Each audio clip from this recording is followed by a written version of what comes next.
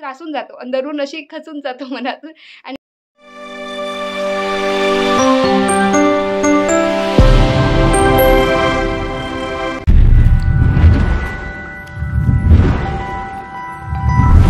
सकाळ सकाळ, शुभ सकाळ. कसं काय मंडळी, मजेत ना? मजेतच असायला हवं. मी प्रतीक्षा, शुभ सकाळ माऊलीमध्ये तुमचं अगदी मनापासून स्वागत करते. तर आज मी आहे माहेरी. काल रात्री मी इकडेच थांबली होती आणि रक्षाबंधनचा कालचा तुम्ही ब्लॉग बघितला असेल तर काल प्रगती होती इकडे म्हणून माझं थांबण्यात आलं, नाही तर मला राव म्हणत नाही की थांब म्हणून. आणि आज 11-12 वाजेपर्यंत ती सुद्धा जाणार आहे आणि आम्ही सुद्धा. हो ना? हे कोणाचं आहे ग? अच्छा, ब्रेसलेट तर खराब झालं, फेकून दे. हे छान वाटते. आधी याची खूप ट्रेंड होती ना. आठवलं, आधी याची वन पीस घातलं तर खूप छान तशी ट्रेंड होती. आणि आता हे इकडं तिकडं असं पळून होतं आणि बघ लूज पण आहे आता हे थोडं. तर ही मावशीचं आहे ना. आणि ओवीची आज केस कापायची आहे. बघू आता कुठपर्यंत होते, खरं होते मी नाही होत केस कापणं. तर ओवीची आज केस कापायचे आहे कारण की भरपूर असे लांब झाले आणि वेण्या वगैरे घालणं त्रास होते थोडा. तर हो ना, कापायचं ना. आधी ओवी नाहीच का चालू होतं तिचं, पण आता कापायचं आहे असं आमचं डिसाईड झालं. हो, डन. तर केला आता हा प्रगती पण म्हणते करूनच टाक. तर चला, आणि आजचा ब्लॉगसुद्धा तुमच्याशी नक्की शेअर होणार आहे. तर काल राखीचा व्हिडिओ मी अपलोड केला होता. ते एक कमेंट होती की ताई पाहुणचार वगैरे केला नाही का? तर नाही, पाहुणचार केला होता तो म्हणजे आम्ही रसगुल्ले आणि मेन म्हणजे रावांना रसगुल्ले पाहिजे होते. तर मी म्हटलं ठीक आहे रसगुल्लेच करू आपण. नाहीतर मम्मीचं चालू होतं की पुरण वगैरे टाकतो म्हणून, पण नंतर नाही टाकलं आणि रसगुल्ले बोलावले असं झालं. आणि दुसरी गोष्ट म्हणजे माझे आवडते रसगुल्ले पण होते म्हणून रसगुल्लेच बोलावले. आणि नंतर इकडे पप्पाचं TV पाहणं चालू होतं, सर्वांचंच होतं. ज्या आवडत्या काही सिरियली असत्या मम्मी पप्पाजीच्या त्या. तर असं झालं की पप्पाजीने आदल्या दिवशी पाहून गेला होता की उद्या भाग काय दाखवणार आहे आणि ते चालू होतं आणि पप्पाजी बडबडत होते आणि मम्मी बोलली की आधी आम्हाला पाहू तर द्यात. असे दोघांचे कमेंट पास करणे एकमेकांना चालू होते. मग मला लग्नाच्या आधी जे कसे दोघांचे म्हणजे बोलणं राहते ना ते एकदम लक्षात येऊन गेलं म्हणून मला खूप हसा येत होता. आजचा आपला हा जो रुटीनचा व्लॉग आहे तो आपल्याशी शेअर होत आहे आता. आणि इकडे सकाळी प्रगतीने आधी कुटके करून घेतले होते. कालच्या पोळ्या वगैरे होत्या शिळ्या, तर सकाळी सर्वांनाच भूक लागते नाश्ता म्हणून कुटके करून घेतले. त्यानंतर सर्वांच्या वगैरे आंघोळी आटोपल्या. त्यानंतर तिने स्वयंपाकाचं हातात घेतलं कारण तिला थोडं लवकर जायचं होतं आणि म्हणून ती म्हणाली की आधी मी स्वयंपाकाला सुरुवात करून घेते हळूहळू.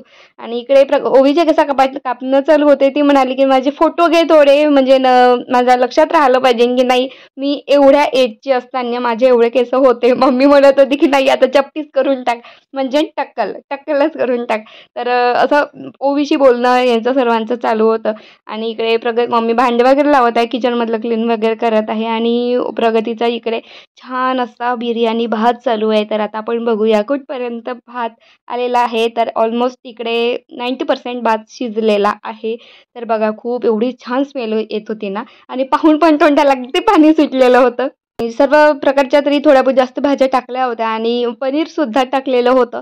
राव बोलले की होते की पनीर पण आणशील म्हणून, आणि जे बाजूला पनीर दिसत आहे ताटामध्ये तर ते पप्पाजीसाठी पनीरची भाजी करायची होती म्हणून इकडे पनीर छोटं कापून घेतलं. आणि आम्ही आता इकडे सर्वांच्या आंघोळी झाल्या, आमचे वगैरे कामं झाले, सगळे माझे कामं झाले.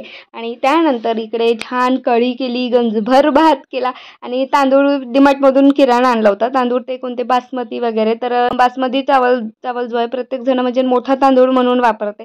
तरी मला तेवढं काही असं वाटत नाही, म्हणजे कंट्रोलचा जो तांदूळ खातो ना आपण, भात खातो ना, त्या तांदळाची चव आणि या तांदळाची चव म्हणजे जिभेला जो रेंगाळतो ना भात, तर तेच असते. म्हणून त्याच्यापेक्षा बाहेरून तांदूळ आणण्यापेक्षा याच्यासमोर मी करील तर आपल्या कंट्रोलच्या तांदळाचा करेल, कारण की सेम तो मोठा तांदूळ असे ना, तो शिजल्यानंतर हा आणि आपल्या कंट्रोलचा तांदूळ सेम लागते. तर इकडे प्रगती आणि मी भरपूर वर्षांनी सोबत जेवण करत होतो. त्यानंतर थोडं 15-20 मिनटं आम्ही आराम झाला आणि प्रगतीने आपली तयारी केली. इकडे आजीच्या पाया पडून घेत आहे, सर्वांच्या पाया पडून घेत आहे. आणि त्यानंतर पप्पाजींनी मला पैसे दिले होते की म्हणजे पप्पाजीच्या पाया पडल्यानंतर पप्पाजी तिला पैसे देत होते, तर ते पैसे मी तिला देत होते. तर म्हणून ती म्हणत होती की ही तुझ्याकडून आहे की पप्पाजीकडून आहे, तर नाही, हे पप्पाजीकडून पैसे होते. तर आता माझी सावली मी नेहमी म्हणाल की म्हणजे खरंच मी जेवढी समजदार नाही ना त्याच्यापेक्षा डबल प्रतीने प्रगती समजदार आहे. म्हणजे ती म्हणजे असं मला काही पटलं ना, मी पटकन बोलून घेते. पण ती असं आहे की तिला एखादी गोष्ट पटेलही नाही ना, तरी ते थांबवून थोडा विचार करून म्हणजे वेळेवरच, योग्य वेळावरच ती बोलते.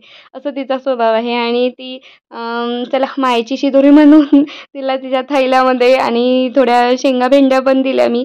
आणि त्यानंतर आणि ती आता निघाली सासरी. प्रतीक तिला तिकडे सोडून देत आहे.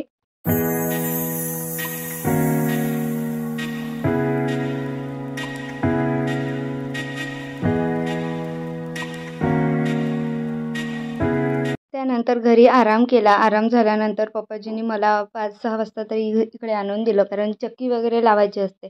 आणि त्यानंतर पप्पाजी म्हणाले, की हा जो पॅकेट होता, तर अर्धा पॅकेट होता प्रगतीच्या घरी, तर तो घेऊन आली मी इकडे. म्हणजे माझ्या पप्पाच्या घरी होता. प्रगतीचं घर म्हणजे तोंडातच येऊन राहते, की प्रगतीच्या घरी म्हणून.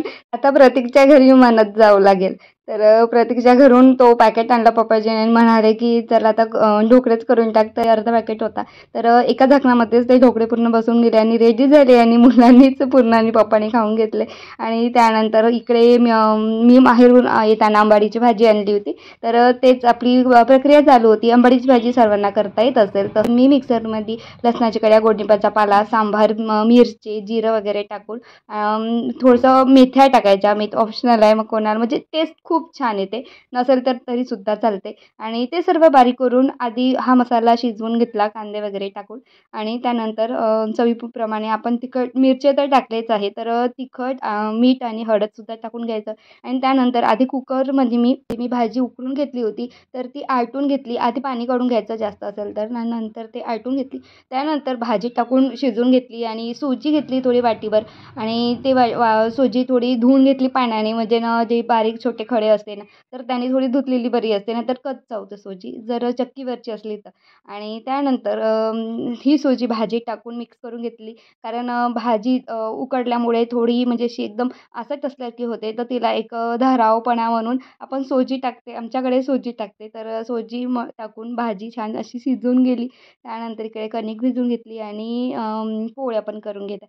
आज थोडी लवकर आली, तर त्यामुळे आधी स्वयंपाक म्हटलं उरकून टाकावा, कारण नंतर चक्की लावायची होती म्हणून. तर तसे दळणे तर आलेच होते.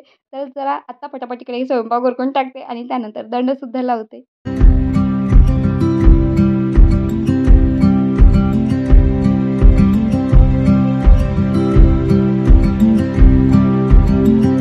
आजचा आहे संडे आणि उद्याला आहे मंडे आणि उद्याची आहे आपला श्रावण सोमवार शेवटचा. तर इकडे बघा रात्रीच मी बेलं वगैरे छान निवडून, तोडून, पाण्यातून धुवून वगैरे ठेवलेले आहे. सगळ्या पूजेच्या ज्या वस्तू होत्या त्या सगळ्या इकडे कोपऱ्यामध्ये आणून ठेवल्या, जे की मला उद्या जे सकाळी पूजा करावं लागते, सकाळी 4 वाजतापासून उठून, कारण की उद्या सोमवारी तर शेंगा तोडावं लागते. तर ते पूजा थोडी लवकर झाली पाहिजे म्हणून. तर आता कामं वगैरे झालीत पूर्ण आणि थोडा जो निवांत वेळ मिळतो ना मला, तर तो म्हणजे सायंकाळच्या वेळेला. तर आजचा ब्लॉग तुम्ही पूर्ण बघितलेला असेल. सगळं खूप छान झाली राखी आमची. आणि पण हा व्हिडिओ तुमच्यापर्यंत कधीपर्यंत येतील मलाच माहिती नाही. कारण कामाचा भरपूर असा राडा पडलेला आहे. सकाळी उठणं, घरचे राहिलेले कामं करणं, गाय ओरडत आहे आमच्याकडे, कारण ते गायमध्ये ना पिल्लू होते, तर तेच प्रक्रिया काहीतरी चालू आहे तिची. आणि हां, आपण कुठे होतो? हां, तर कामाचा एवढा राडा आहे, की सकाळी उठणं, कामं करणं, नंतर शेतातून भेंड्या वगैरे तोडून आलं, की त्यानंतर पुन्हा अजून घरची कामं करून टायपिंगला जाणार. तर टायपिंगला जाते का? तर मला तरी असं वाटतं, की आपण ज्या ठिकाणी काम करतात, ज्या लेवलमध्ये काम करतात, त्यापेक्षा थोडंसं वाढलेलं आपल्याला म्हणजे आपल्या हातात असलं तर आपण वाढलं पाहिजे. तर बघते आता कुठपर्यंत माझं जाणं-येणं होते, कारण की 2 दिवस जाते, तर 4 दिवस घरी राहणं असं चालू आहे माझं, कारण की शेतीच्या कामामुळे. आणि असं वाटतं की आता कमी भेंड्या वगैरे निघत आहे, तर एक बाई पण सांगतो म्हटलं, तर शेवटी 100-150 रुपये दिले देणार तेवढ्याच वेळेसाठी. म्हटलं चला तेवढंच तर आपलं वाचते. आणि असं आहे की रेग्युलर जात गेलं तर आपले हात पण टायपिंगच्या याच्यावर बसते. तर बघू कसं काय होतंय सगळं. तर आज छान आम्ही व्हेज बिर्याणी केली होती. खूप छान भात झाला होता आणि एक नंबर भन्नाट झाला होता. तेवढी म्हणजे मी रेसिपी वगैरे दाखवू शकली नाही, कारण की पूर्ण प्रगतीनेच बनवला होता आणि थोडीशी मम्मीची पण हेल्प होती त्यामध्ये आणि तिला पण जायचं होतं. थोडी कामं आवरले, तर मम्मी आणि प्रगतीने किचनमधलं सगळं आवरलं. तर चला असा आजचा ब्लॉग तुमच्याशी शेअर झालेला आहे. पुन्हा आपला छान कृष्ण जन्माष्टमीचे ब्लॉग येतील. पोळा आहे, हरतालिका आहे. खूप छान-छान ब्लॉग नक्की बघा. माहिती आहे मला थोडं लेट होत आहे, पण प्लीज थोडं समजून घ्या. आणि खरंच म्हणजे ब्लॉग टाकल्याबरोबर कमीत कमी 200 तरी व्ह्यूज येतात आणि मला खरंच खूप छान वाटते असं. म्हणजे असं वाटतं की नाही म्हणजे कुठेतरी आपण जे करत आहे ते लोकांना आवडत आहे, तेव्हाच काहीतरी व्ह्यूज येत आहे. नाहीतर 50-60च्या वर व्ह्यूज चढत नव्हते. तर असं असतं आणि मेन म्हणजे माझं असं असतं की जसं आता तुम्ही बघत आहे म्हणजे सायंकाळची वेळ आहे, तर कसं बांधून आहे आणि जसं जे काही आहे मी ते तुमच्यासोबत रिॲलिटी असल्यासारखी आहे. म्हणजे जे काही आहे मी तुमच्यासोबत रिअल आहे. तर कोणाचं असतं की लिपस्टिक वगैरे लावून छान थोडे म्हणजे ॲक्टिव्ह काहीतरी दिसलं पाहिजे आपण लोकांना, तेव्हाच लोकं आपल्याला बघतील असं असते आणि ते त्यांची विचारसरणी बरोबर आहे. पण मला तरी असं वाटतं की मी करायला पाहिजे छान असे म्हणजे क्लचर लावून छान केस समोर वगैरे घेऊन तुमच्याशी बोलू शकत होती. पण असं आहे की जो व्याप कामाचा जास्ती वाढल्यामुळे मला असं वाटतं की त्रासून जातो. अंदरून अशी खचून जातो मनातून आणि म्हणून डायरेक्ट आपला फोन घेतो आणि जे आहे ते आपलं बोलून व्हिडिओ स्टॉप करून देतो. तर म्हणून असं होतंय आणि म्हणूनच डोक्याला कंगवा पण आहे दुपारपासून. तर चला जे काही आहे ते तुम्हाला आवडत आहे, जे काही माझी रिॲलिटी आहे किंवा जो माझा म्हणजे रूलिंग आपली डेली ब्लॉगमधला जर आपलं डेली रुटीन असते, तर ते तुम्हा सर्वांना आवडत आहे. त्याबद्दल खूप खूप मनापासून धन्यवाद. चला मग याच नोटवर आजचा व्हिडिओ थांबवते. व्हिडिओ आवडला असेल तर लाईक, शेअर, सबस्क्राईब नक्की करा. Thanks for watching my video. Bye.